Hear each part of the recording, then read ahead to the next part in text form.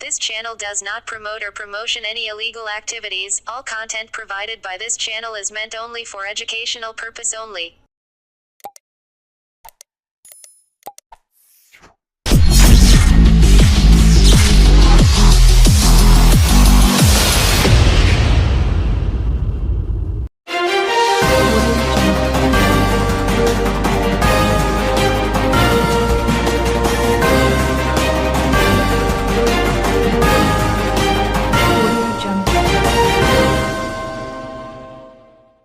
স্ত্রীকে খুনের চেষ্টার অভিযোগে স্বামীকে যাবজ্জীবন কারাদণ্ডের নির্দেশ দিল চুঁচুড়া আদালত। পুলিশ সূত্রে জানা যায়, পোলবা থানার অন্তর্গত সুগন্ধার যাদবপুর এলাকার গৃহবধূ পূর্ণিমা মেটে সুগন্ধার এলাকায় একটি কলেজে কাজ করতেন। পূর্ণিমার স্বামী প্রদীপ মেটে কাঁচা আনাজের ব্যবসা করেন। 2022 সালের 3রা জুন পূর্ণিমা প্রতিদিনের মতন সকালে বাড়ি থেকে কাজের উদ্দেশ্যে রওনা দেন। সেই সময় সুগন্ধার কামদেবপুর স্বাস্থ্যকেন্দ্রের সামনে পূর্ণিমার পিছন দিক থেকে তার স্বামী প্রদীপ ধারালো কাটারি দিয়ে এলোপাথারি কোপাতে থাকে। রক্তাক্ত অবস্থায় রাস্তার উপর লুটিয়ে পড়ে পূর্ণিমা। আশপাশের লোকজন ঘটনা দেখে ছুটে আসতেই এলাকা ছেড়ে পালিয়ে যায় প্রদীপ। এলাকাবাসীরা পোলবা থানায় খবর দেয়। সঙ্গে সঙ্গে ঘটনাস্থলে পৌঁছে যায় পুলিশ। পূর্ণিমা মেটেকে পুলিশ গাড়িতে তুলে নিয়ে চুঁচুড়ার ইমামবাড়া সদর হসপিটালে যায়। স্বামীর কাটারির কপে পূর্ণিমার দুহাতের 4টি আঙুল কেটে পড়ে যায়। ওই গৃহবধূর পরিবারের পক্ষ থেকে পোলবা থানায় অভিযোগ দায়ের করে। ওই দিনই পোলবা থানার পুলিশ প্রদীপকে গ্রেফতার করে। পরের দিন পুলিশ 341, 326 ও 307 ধারায় মামলা রুজু করে প্রদীপকে চুঁচুড়া আদালতে পেশ করে। এরপর থেকেই চুঁচুড়া আদালতে বিচার প্রক্রিয়া চলছিল। পূর্ণিমা মেটে চুঁচুড়ার ইমামবাড়া হসপিটালে 3 দিন থাকার পর পরিবারের লোকেরা সেখান থেকে পূর্ণিমাকে নিয়ে চুঁচুড়ায় একটি বেসরকারি নার্সিংহোমে নিয়ে গিয়ে ভর্তি করায়। সেখানেই পূর্ণিমা আস্তে আস্তে সুস্থ হয়ে ওঠে। এই ঘটনায় চুঁচুড়া আদালতে 15 জনের সাক্ষী গ্রহণের পর গতকাল চুঁচুড়া আদালতের অতিরিক্ত জেলা ও দায়রা জজ দ্বিতীয় কোর্টের বিচারক শ্রীমতী অরুন্ধতী ভট্টাচার্য প্রদীপকে দোষী সাব্যস্ত করে। আজ প্রদীপকে 341 ধারায় 1 মাসের সশ্রম কারাদণ্ড ও 500 টাকা জরিমানা অনাদায় 15 দিনের কারাবাস, 326 ধারায় যাবজ্জীবন কারাদণ্ড ও 10,000 টাকা জরিমানা অনাদায় 6 মাসের কারাবাস ও 307 ধারায় যাবজ্জীবন কারাদণ্ডের নির্দেশ দেন। সমস্ত সাজাই একই সাথে চলবে বলে জানান সরকারি আইনজীবী পিপি শঙ্কর গাঙ্গুলি।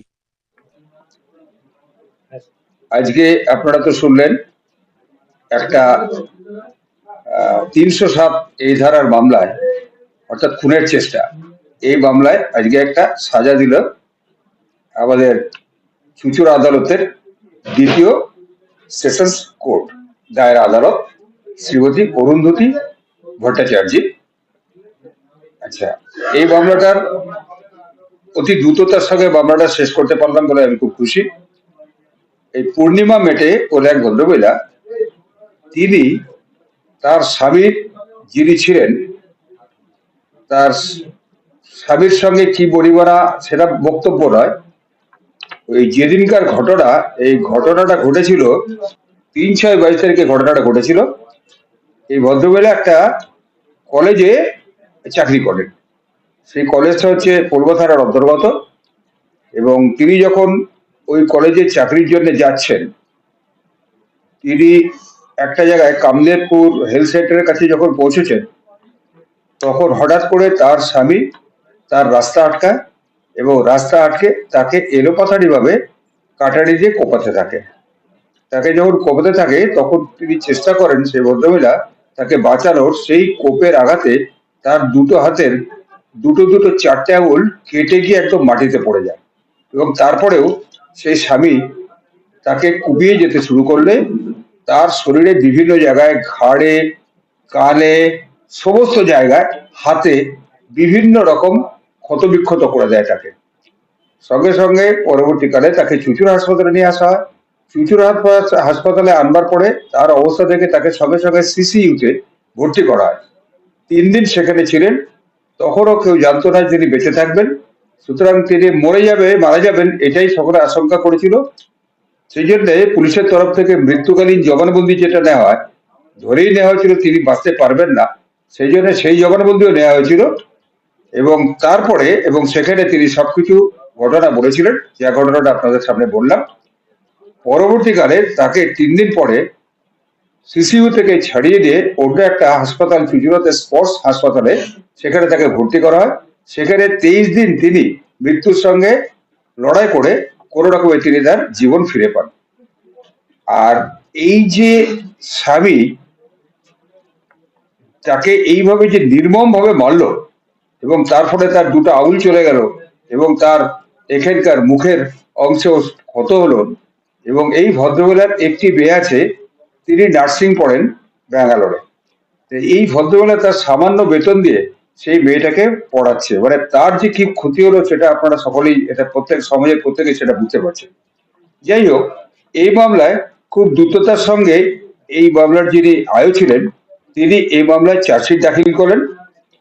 চার্জশিটটা দাখিল করেন 3/6/22 তারিখের কেস, 22/11/22 তারিখের এর মধ্যে তদন্ত শেষ করে চার্জশিট দাখিল করেন এবং 341 অর্থাৎ রাস্তা আটকানো, পথ আটকানো, 326 গ্রেভিয়াস হার্ট এবং 307 অ্যাটেম্প টু মার্ডার, এই তিনটে সেকশনে তার বিরুদ্ধে চার্জশিট দাখিল করা হয়।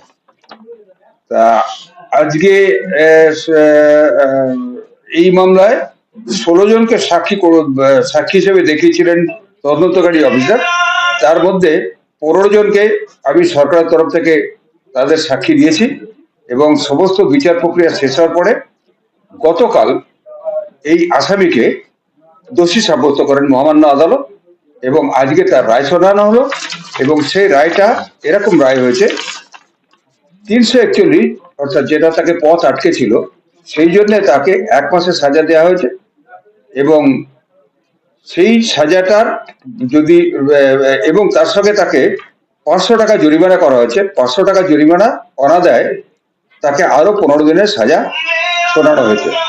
326 এই ধারাতে যাবজ্জীবন কারাদণ্ড দিয়েছে এবং সেই সঙ্গে আরো 10,000 টাকা ফাইন ইম্পোজ করেছেন, সেটার অনাদায়ে তাকে আরো 6 মাসের কারাদণ্ড দণ্ডিত করেছেন এবং সর্বোপরি 307 অর্থাৎ খুনের প্রচেষ্টায় তাকে যাবজ্জীবন কারাদণ্ডে দণ্ডিত করেছেন এবং এই সমস্ত সাজাই একই সঙ্গে চলবে। স্যার দোষ করেছি, সাজা পাবে, আমি খুশি স্যার, আইন আমার সাথে ছিল, আমি খুবই খুশি। আপনার তো মানে লাইফটা অন্যরকম হয়ে গেছে, একদম হাতের আঙুল বাদ গেছে, দাঁত চেঞ্জ করতে হয়েছে, কি বলবো কতটা কষ্টের মধ্যে এই সময়টা কাটিয়েছে? কষ্ট তো স্যার প্রচুর, জীবন যুদ্ধে লড়াই করেই তো একরকম বেঁচে এসেছি। তাই স্যার আমি চাই আমার মতন আর 5টা মেয়েও এরকম আইন তার সাথে থাকুক, আইন তার কাছে থাকুক। আমার যে কষ্ট হয়েছে যেন এরকম আর আমার অন্য কোনো মেয়ের সাথে এটা যেন না হয়। আইন আমার সাথে ছিল, আইন আমার পক্ষে হয়েছে, আমি বিচার পেয়েছি, আমি খুশি। এখন তো আপনার মেয়েও আপনার সঙ্গে রয়েছে, মানে সেটাও তো একটা লড়াই। হ্যাঁ স্যার, আমি তো স্যার নিজে কষ্ট করে ছোট থেকেই মানুষ করছি আমার বাচ্চাকে, সেখানে ওর বাবা তো কিছু করেইনি, তাও আমি মেনে নিয়েছিলাম যে ঠিক আছে সবার বাবা তো সমান হয় না, আমি আছি, আমি পড়ছি। 5 বছর বয়সে যখন 5-এ পড়বে তখন এইরকম পরিস্থিতিটা হলো কেন, নাকি বুঝতে পারেনি আগে? স্যার দেখুন সবার স্বামী তো সমান হয় না স্যার, আমি মানিয়ে নিয়েছিলাম যে ঠিক আছে চলো আমি পড়ছি, কেউ তো পড়ছে, বাবা করেনি তো ঠিক আছে, মা তো আছে, আমি তো আছি, মেয়েদের জীবনটাই তো লড়াই করার স্যার, তাই আমিও লড়াই করছি। আগামী দিনে আমার মেয়েকে মানুষ করার জন্য আমি আরো লড়াই করব। যে লড়াই থেকে আমি উঠে এসেছি সেখানে আমার আইন আমার সাথে ছিল, ডাক্তার সবাই আমার। লোকের সঙ্গে ধরুন আপনি যখন থাকছেন, নাকি সংসারে থাকছেন 20-22 বছর, মানে কতদিন ছিল বিয়ে হয়েছে? হ্যাঁ 20-22 বছর। 22 বছর, তারপর যখন তার থেকে এরকম একটা আঘাত আসে কতটা খারাপ লাগে? খারাপ তো প্রতিটা মেয়ের ক্ষেত্রেই তো খারাপ লাগারই বিষয় এটা, এরকম কারোর সাথে না হয়। আমি তো বলবো পৃথিবীর সব মেয়ে, আমি যেমন আজকে লড়াই সংগ্রাম চালিয়েছি, আইন যেমন আমার পাশে আছে, আমি চাই প্রতিটা মেয়ে আমার মতন লড়াই করে বাঁচুক, কেউ ভাবে না যে আইন তার সাথে থাকে। এই আপনার এই মামলাটাতে পুলিশ অফিসার যিনি তদন্ত করেছেন, হ্যাঁ সুবীর স্যার প্রথম থেকেই আমার সাথে ছিলেন, আজও আছেন, ভবিষ্যতে কোনো প্রয়োজন হলে স্যার বলেছেন আপনি উনি আমার সাথে থাকবেন। আপনি যে বাইরে কাজে যেতেন আপনার স্বামী কি রাগ করতেন? না স্যার, দেখুন সব দিকটা তো আমি মেনটেন করেই আসতাম, এরকম তো নয় যে আমি তার কিছু করতাম না। আমাদের সাথে সেরকম কোনো খারাপ দিকই ছিল না যে তার সাথে আমি সংসার জীবন কিছুই কাটাইনি। আমি চেষ্টা করেছি পুরো দিকটা ব্যালেন্স করে চলার। আমরা ফোন টোন এলে বা কারোর সাথে কথা বলতে না, ফোন টোন তো সেইভাবে আমার দরকারি ফোন, দেখুন কাজ করতে গেলে তো দরকারি ফোন আসবে, সেটাতে যদি উনি খারাপ ভাবেন সেটা তো আমার কিছু করার নেই। মানে এরকম কি কোনো বুঝতে পারছেন যে সন্দেহ করে আপনার? না স্যার, সেরকম তো কিছু বুঝতে পারিনি, যেমন সাংসারিক জীবন হয় সেরকমই চলছিল, সেইভাবেই থাকতাম। এবার ওনার মনের মধ্যে তো স্যার আমি কোনো মানুষের মধ্যেই তো কেউ যেতে পারবে না। যা উনি যেটা মনে ভাবনা করে রেখে দিয়েছেন সেটা ওনার ভাবনা, সেখানে আমি কিছু করতে পারো কি করবো বলুন না। মানে নিজের স্বামীর বিরুদ্ধে এই ধরনের মামলা করতে হবে, আইন আদালত কোর্টে আসতে হবে, তারপর তার সাজা পাওয়ার পর এখন কি মনে হচ্ছে, কতটা স্বস্তি লাগে? স্যার দেখুন, আমার সাথে যে অন্যায় হয়েছে সেটা সাজা পেয়েছে, আমি খুশি স্যার। কি নাম আপনার? পূর্ণিমা মেটে, বাড়িটা কোথায়? ধুমা যাদবপুর। অনেক ক্ষেত্রেই বলে নাকি পুলিশ সঠিকভাবে তদন্ত করে না, এখানে আপনি কি বলবেন? না স্যার, স্যার যথেষ্টই ইনভেস্টিগেশন করেছে, যেটা স্যারের দায়িত্ব ছিল স্যার করেছেন। ও বদমাইশ করেছে, সাজা পাক, আর কি বলবো। মেয়ের তো অনেকদিন বিয়ে হয়েছিল, হ্যাঁ, তো কি বাড়িতে কি অশান্তি ছিল নাকি? বাড়িতে অশান্তি করতো না, নিজেদের মধ্যে অশান্তি করতো। মাঝে মাঝে আমরা যেতাম মারতো, ওর বাবা বেঁচে ছিল, যেত গাড়ি করে করে যেতাম, না গাড়ি বারণ করে আসতাম, শুনতো না। এবার হঠাৎ আমি একটা জায়গায় কাজ করি, কাজেও গেছিলাম ফ্যাক্টরিতে, সেখানে বেলা 10টার সময় হয়েছে। এবার তখন আমাকে বললো যে এরকম ফোন করেছে স্যারের হবে যে তোমার মেয়েকে এরকম কেটে দিয়েছে। তখন আমি এসে দেখছি যে এরকম অবস্থা। তো মেয়ের যে অবস্থা হয়েছিল মানে তখন হ্যাঁ কেটেছিল তখন হ্যাঁ, কতগুলো আঙুল বাঁধলো, মেয়ের আঙুল বাদ গেছে 4টে। মানে বাঁচার চেষ্টা করেছে? হ্যাঁ, ও হাত দিয়ে আটকাতে গেছে, কেটে দিয়েছে। ঘাড়ে গলাটা কাটতে গেছে, টানটা কেটে গেছে। কি নিয়ে অশান্তিটা, কি নিয়ে কেন করলেন? কি নিয়ে অশান্তিটা নিজেদের মধ্যে ওরকম করেছে, ওরকম প্রায় করে, একদিন নয়। মানে মেয়েকে সন্দেহ করতো নাকি? সন্দেহ তো একটা ছেলে মাত্রই করবে, ও একটা কাজে যায় যেহেতু। বাইরে কাজ করে? হ্যাঁ, বাইরে কলেজে, ওদের বাড়ির কাছাকাছি কলেজ। জামাই কি মদ টদ খেত? একটু একটু খেত।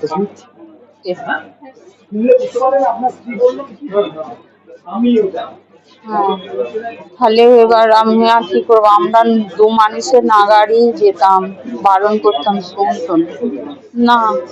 অনেক সাহায্যও করতাম। তখন আমার একটা মেয়ে হয়েছে, বাঁচাবার জন্য যে পড়াশোনা করাবো, বাবা ওই রকম, তাই জন্য আমার মেয়ে বাইরে কাজে গেছে। কি নাম আপনার? আমার নাম পারুল পাল। জামাইয়ের যে যাবজ্জীবন কারাদণ্ড হলো, খুশি আপনারা? হ্যাঁ জামাইয়ের তো যাবজ্জীবন কারাদণ্ড হলো, হ্যাঁ, এতে খুশি আপনারা? খুশি হতে হবে, আর কি করবো, এখন হতেই হবে। ওকে মেয়ে তো ফিরে পেয়েছি, বলুন, আমার মেয়ে চলে গেলে তো আরো বিয়ে হতো।